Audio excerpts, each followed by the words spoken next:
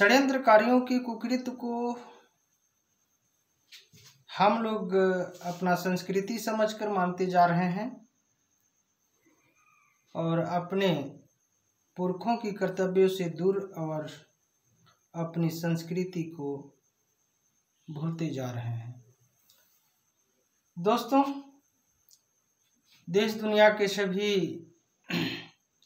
बुद्धिजीवी सज्जनों, दोस्तों, क्रांतिकारी सभी महिलाओं को नमन बंदन है।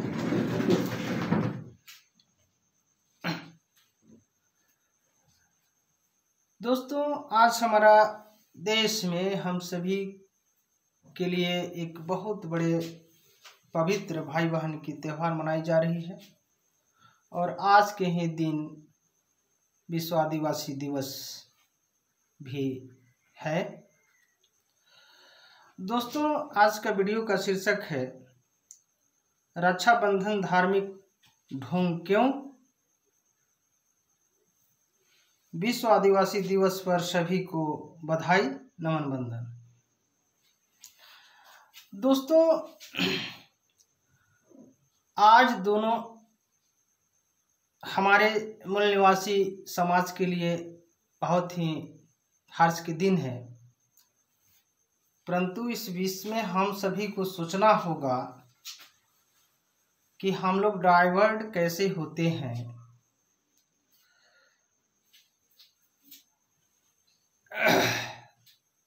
आज देवी देवताओं की शक्ति से रक्षा की बात करते हैं और आज भाई के द्वारा बहन को राखी बांधकर रक्षा की बात किया जाता है। अब इस बीच में हम लोगों को सोचना होगा कि जिस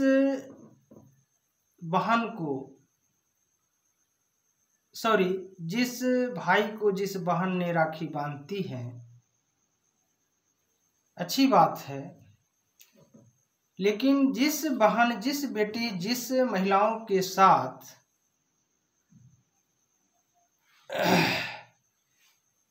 उत्पीड़न जो हो रही है,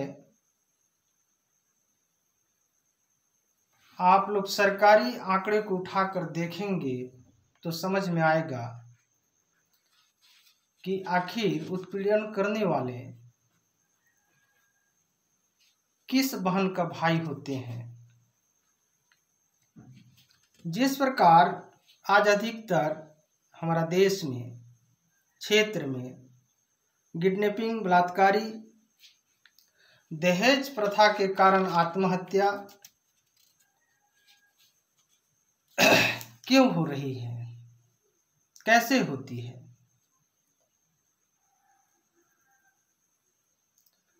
आज किसी भी जरूरत कार्य को लेकर जिसके यहाँ माता पिता न हो, कोई उनके यहाँ भाई न हो, लेकिन उस बहन ने, उस बेटी ने किसी भी जरूरत कार्य के लिए कोई अकेली दुकेली कहीं नहीं जा सकती है, दिन में भी, शाम को भी नहीं घूम सकती है।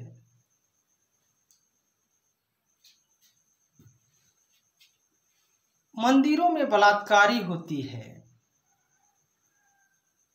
आखिर वो भाई भी तो किसी का न किसी का तो भाई ही होंगे ना। शोषण, अन्याय, अत्याचार, हत्या, बलात्कार, किडनैप करने वाले जो होते हैं,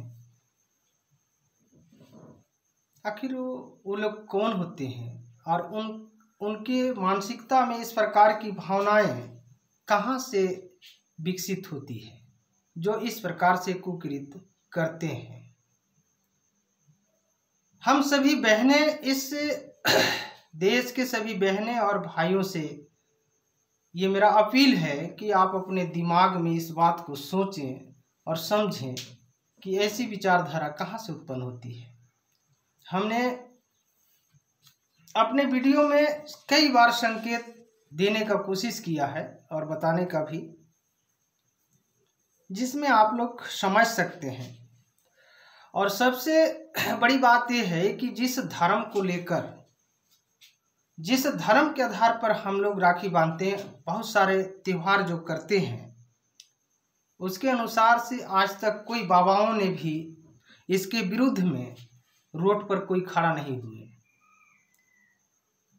अब इसमें समझने की जरूरत है कि आखिर क्यों नहीं खड़ा होते हैं इसके विरोध में, ऐसे कुकृत्य के विरोध में क्यों नहीं खड़ा होते हैं? क्योंकि इन्हीं के धर्म ग्रंथों में महिलाओं को नरक के द्वार माना गया है। क्योंकि इन्हीं के धर्म ग्रंथ में कई कुप्रथा बनाई गई है, जैसे देवदासी प्रथा, दहेज प्रथा, मूलाक्रम प्रथा। जिस मूलाक्रम प्रथा के अनुसार महिलाओं को स्तन ढकने पर टैक्स देना होता था। ये कितनी घृणित मानसिकता है। और जिस धर्म के आधार पर हम सभी ढोकर मूल निवासी चल रहे हैं, शिक्षा ग्रहण करने पर महिलाओं को उनकी धर्म भ्रष्ट हो जाती है। बाल विवाह प्रथा, छोटी सी उम्र में बच्चियों को एक बड़े उम्रदार पुरुषों के साथ शादी कर दिया जाता था। सती प्रथा, जो पुरुष को मरने के बाद उस पत्नी को जिंदा लाश के साथ ढकेल दिया जाता था। और ऐसी हरकतें किसी न किसी रूप में मिलती है, जो आज बाल विवाह प्रथा, दहेज प्रथा और देवदासी प्रथा, ये तो ओपन है जो समाज में लागू है। और जो जिस प्रकार से आज जो स्कूलों को जो खत्म किया जा रहा है, ये हमारे मूल निवासी समाज को वंचित करने का ये षड्यंत्र, ये धर्म ग्रंथों के आधार पर है। इस बात को हम सभी को समझना जरूरी है। इस प्रकार से भारत में कई त्योहारों मनाने व रामायण महाभारत की पाठ कराने, रामायण दिखाने, महाभारत दिखाने के बावजूद भी, गाथा वगैरह करवाने के बावजूद भी ढोंग, पाखंड, अंधविश्वास क्यों नहीं जा पा रही है? इस प्रकार से हम सभी के दिमाग से सवाल उठना चाहिए। हम किसी धर्म, जाति और आस्था के हम विरोधी नहीं हैं, पर इस प्रकार से कुकृत्य होने का कारण क्या है दोस्तों? इस प्रकार से आज सोचने की जरूरत है।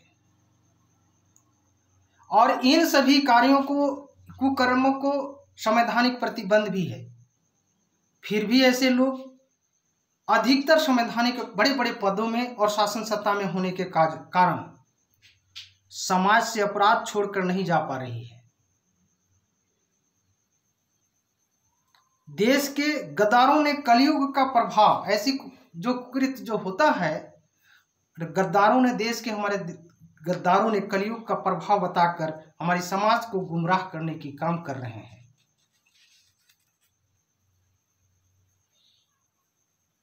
ऐसे ढोंग, पाखंड, अंधविश्वास से ऊपर उठें।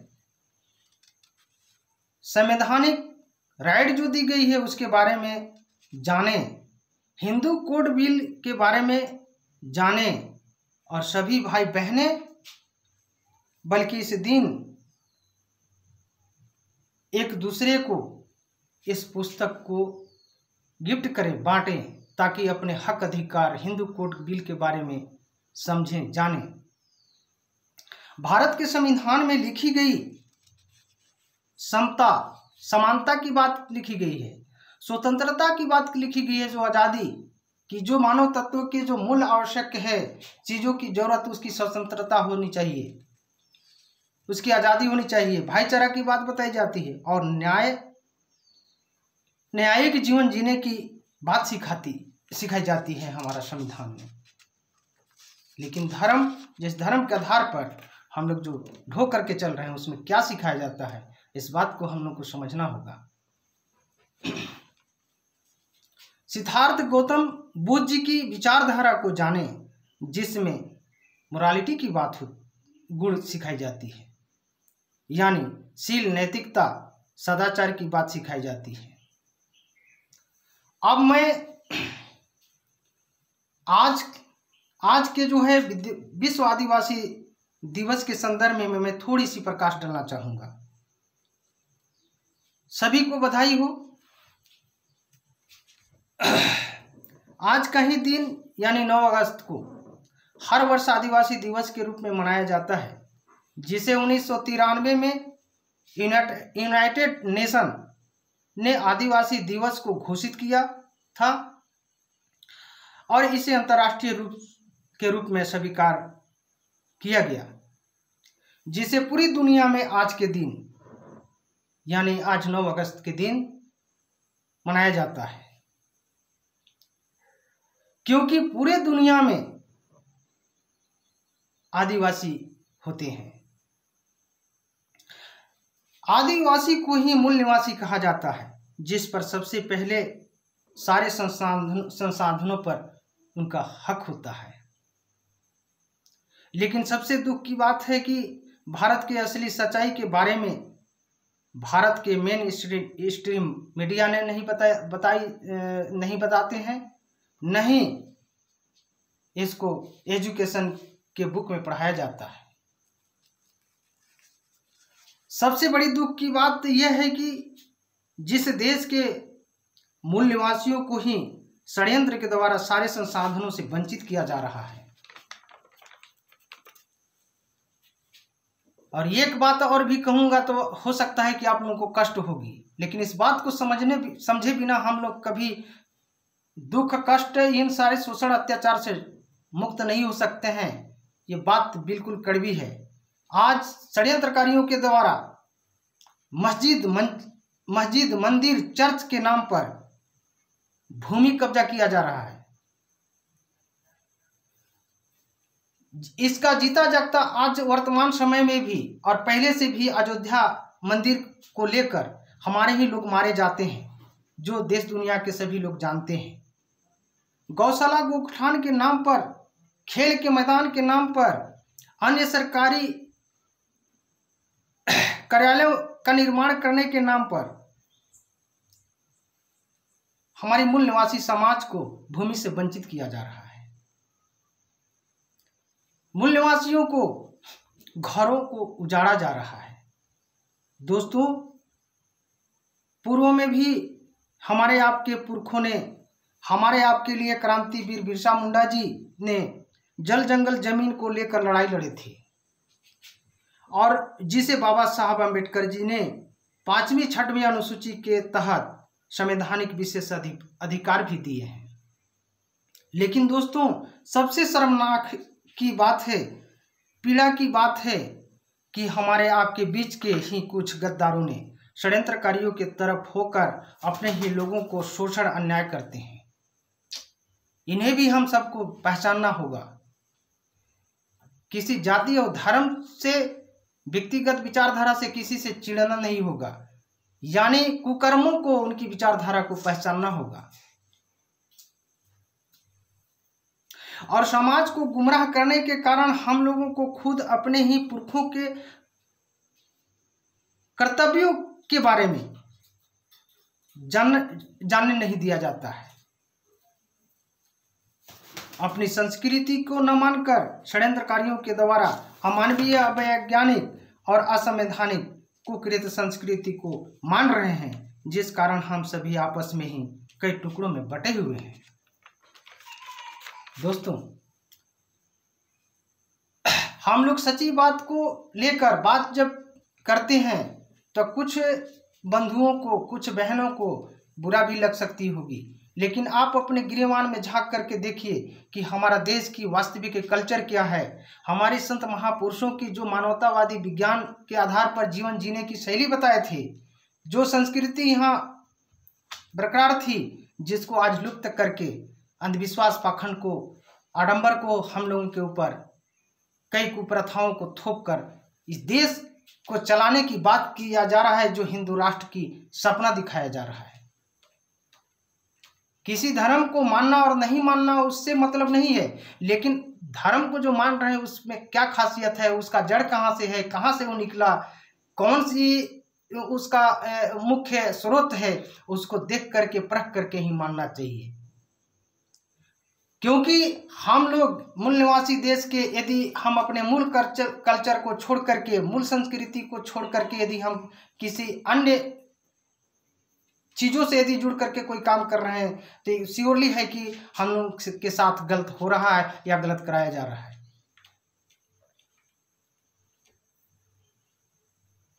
इसी शब्दों के साथ मैं सभी को नमन वंदन करते हुए सभी को आज आदिवासी दिवस के अवसर पर सभी को बधाई दे रहा हूं।